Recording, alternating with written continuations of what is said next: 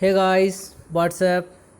आई hope आप लोग अच्छे होंगे। तो गाइस, जैसे कि आप लोगों की क्वेरीज थी कि एक वीडियो बनाया जाए TG2 से जेई के प्रमोशन के लिए, तो आज हम इस वीडियो में यही बात करने वाले हैं कि TG2 का जो प्रमोशन है जेई के लिए वो किस तरीके से होगा, क्या क्या स्टेप्स होते हैं जिसमें प्रमोशन होना है, कितने टाइम पीरियड में प्रमोशन हो जाएगा, क्या क्वालिफ़िकेशंस चाहिए, क्या हमने बीएड या बीटेक या कुछ कर रखा है, कुछ हमारे पास अन्य क्वालिफ़िकेशन है। क्योंकि इसमें जो बोला गया है वो 10+ ITI बोला गया है, 10+ ITI क्वालिफ़िकेशन है, मिनिमम क्वालिफ़िकेशन है। अब मान लीजिए किसी के पास 10th के अलावा उसने सपोज दैट बीटेक या कुछ अन्य चीज़ कर रखी है या फिर बीएड कर रखा है, तो वो क्या उसको जल्दी प्रमोशन मिलेगा एज़ कम्पेयर टू ITI वाला, या फिर क्या होने वाला है। वीडियो लास्ट तक देखिएगा। हम ये भी बात करने वाले हैं कि अगर जो टाइम पीरियड है, अगर उसमें प्रमोशन नहीं मिलता है, उस टाइम पीरियड में जो प्रमोशन का टाइम पीरियड है अगर उसमें नहीं मिलता है तो फिर क्या होगा, क्या कुछ अन्य बेनिफिट्स मिलेंगे या नहीं मिलेंगे। वीडियो लास्ट तक देखिएगा, स्किप नहीं कीजिएगा। तो चलिए शुरू करते हैं। तो गाइस, सबसे पहले हम बात कर लेते हैं क्वालिफ़िकेशंस क्या क्या कंसीडर की जाएंगी हमारे प्रमोशन के लिए। सबसे पहले हम बात कर लेते हैं, चूँकि क्वालिफ़िकेशन भी दो तरह की होती हैं, एक नॉन टेक्निकल, दूसरी टेक्निकल। टेक्निकल बोले तो जैसे सपोज़ करो ITI मिनिमम क्वालिफ़िकेशन, उसके बाद पॉलीटेक्निक, बीटेक, ये सब जो होती हैं वो टेक्निकल में आ गई। नॉन टेक्निकल जैसे हमने ग्रेजुएट कर रखा है, 12th कर रखा है, यानी कि 10+2 है हमारे पास, ग्रेजुएट है, पोस्ट ग्रेजुएट हैं हम, या फिर अदर है जैसे BTC, बीएड वगैरह कुछ और है। ये सब चीज़ें जो वो नॉन टेक्निकल में आती हैं।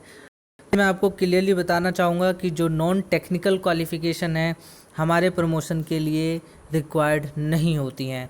अगर हम TG2 की बात कर रहे हैं, TG2 से जेई की अगर हम बात कर रहे हैं, तो जो ग्रेजुएट, पोस्ट ग्रेजुएट, चाहे बंदा PhD क्यों ना करा हुआ हो, लेकिन उसको कोई भी प्रायोरिटी नहीं मिलने वाली है।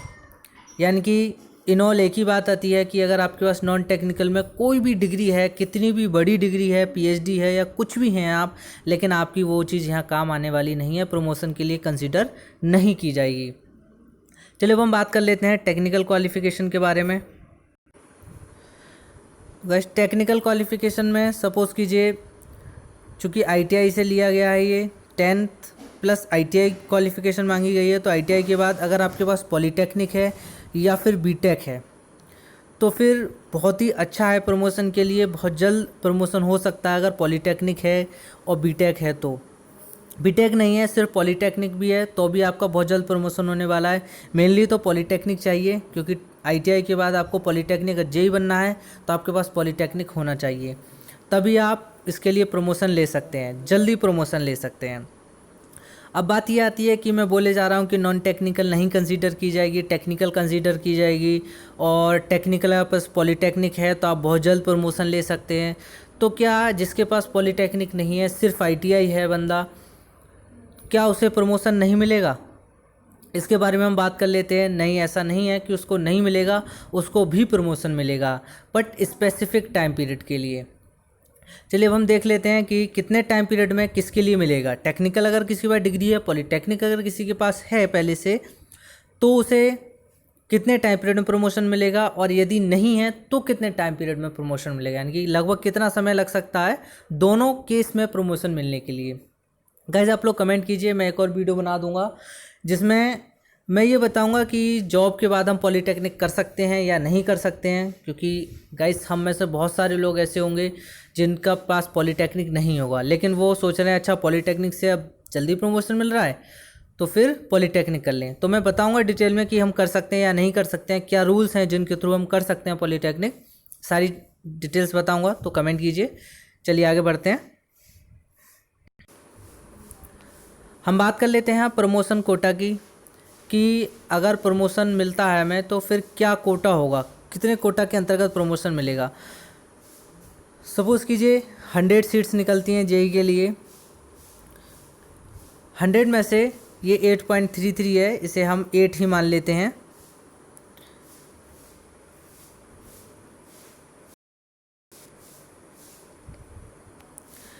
ये 8.33 है, इसे हम 8 ही मान लेते हैं। और ये देखते हैं कि जो हमारा 8 है, यानी कि अगर मान लीजिए 100 सीट्स हैं, उसमें से 8 सीट्स पॉलीटेक्निक वाले के लिए रिज़र्व कर दी जाएंगी।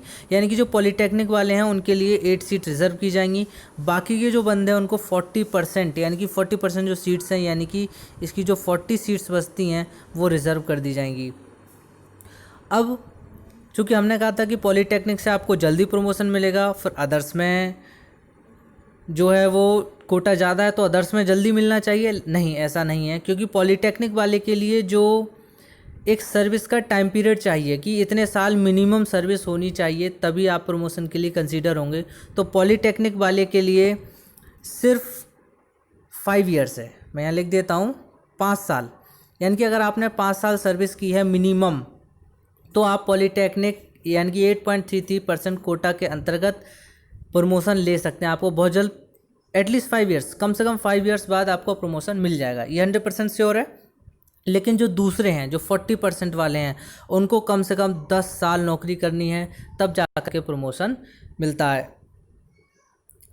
कुछ और चीज़ों पे बात कर लेते हैं कि अगर हमने कहा 10 साल बाद प्रमोशन मिलेगा उसको, अब 10 साल बाद नहीं मिला या 10 साल में नहीं मिला प्रमोशन, तो क्या उसको कुछ और बेनिफिट मिलता है या नहीं मिलेगा, चलिए देख लेते हैं। गाइस टाइम पीरियड का आप चाहें तो स्क्रीनशॉट ले लीजिएगा। अगर टेक्निकल पॉलीटेक्निक डिग्री है तो 5 ईयर्स में आपका प्रमोशन हो जाएगा, और अगर आपके पास नहीं है तो फिर आप 10 ईयर्स में प्रमोशन ले लेंगे। ठीक है, टेक्निकल का 8.33% हो गया। कोई भी अगर सीट है तो उसको 8.33 यानी कि 100 में से अगर हम थोड़ा मोटा मोटा कैलकुलेट करें तो 100 में से 8 सीट जो है वो हमारी पॉलीटेक्निक वाले के लिए रिज़र्व होती हैं। अदर्स का जो है कम से कम 10 ईयर्स चाहिए, उसके बाद आप प्रमोशन के लिए कंसीडर किए जाते हैं। कोटा काफ़ी है, लेकिन फिर भी जो साल हैं उसको देखते हुए पॉलीटेक्निक वाले को जल्दी प्रमोशन मिल जाता है।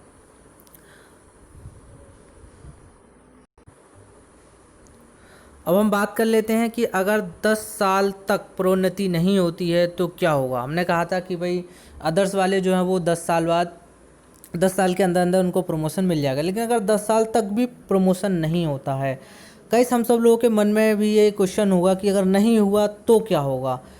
वैसे होना चाहिए और हो भी जाता है, ये श्योर है, लेकिन फिर भी अगर मान लीजिए नहीं होता है तो क्या होगा। तो माय डियर फ्रेंड्स, उसके लिए टाइम स्केल का प्रोसीजर दिया है। जो यूपीपीसीएल है उसने टाइम स्केल का आपको प्रोसीजर दिया। हालांकि ये टाइम स्केल हर किसी विभाग में होता है, फिर मैं यूपीपीसीएल के हिसाब से बात कर लेता हूँ। जो पहला टाइम स्केल है वो हमें 9 साल बाद मिलेगा, दूसरा 14 साल बाद, तीसरा 19 साल बाद। अब ये देख लेते हैं आखिर ये टाइम स्केल क्या है।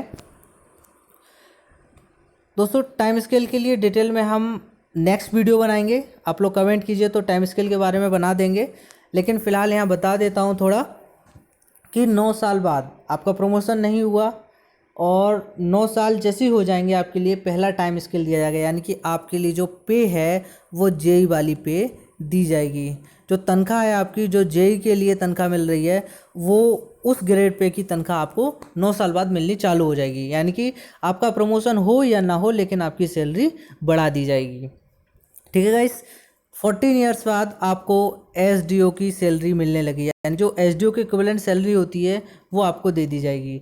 इसी तरीके से 19 साल बाद next promotion, next time scale मिल जाएगा, यानी कि उससे अगला वाला जो है वो आपको, जो नेक्स्ट हमारा ग्रेड पे होगा वो आपको दिया जाएगा।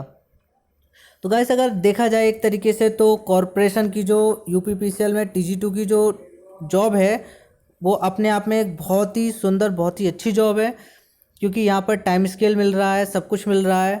अगर प्रमोशन पहली बार 5 साल में हो जाता है, 5 ईयर्स में हो जाएगा अगर आपके पास पॉलीटेक्निक है। तो अगर नहीं है तो भी कोई घबराने वाली बात नहीं है, 10 साल में, मैक्सिमम 10 साल में आपका प्रमोशन हो जाता है। लेकिन अगर 1% नहीं होता, वैकेंसी नहीं है, कोई और वजह हो सकती है, तो फिर आपके लिए टाइम स्केल का भी इन्होंने शेड्यूल किया हुआ है। टाइम स्केल मिलेगा आपके लिए, यानी कि पे आपको वही मिलने लगेगी। तो गाइस आई होप आप लोगों को ये वीडियो पसंद आया होगा। वीडियो पसंद आया हो तो चैनल को सब्सक्राइब कीजिए, वीडियो को लाइक कीजिए और दोस्तों के साथ शेयर कीजिए, ताकि औरों को भी पता चले कि प्रमोशन कैसे होता है, किस तरीके से होता है। एक चीज़ और दोस्तों, अभी इसमें डिपार्टमेंटल एग्ज़ाम से आप प्रमोशन ले सकते हैं या नहीं ले सकते हैं, उसके बारे में वीडियो बनाऊंगा, आप लोग कमेंट कीजिए। अगर आप लोग चाहते हैं तो मैं वो भी वीडियो बनाकर आपको दूंगा। गाइस, जो भी आपको वीडियो चाहिए, जिससे भी रिलेटेड चाहिए, आप लोग कमेंट कीजिए। मैं कोशिश करूंगा कि जल्द से जल्द आपके लिए वो वीडियो बनाऊं और आप लोग तक पहुंचाऊं। थोड़ा टाइम लग सकता है क्योंकि मैं सोचता हूं कि आपके लिए जेन्युइन इन्फॉर्मेशन ही मिले।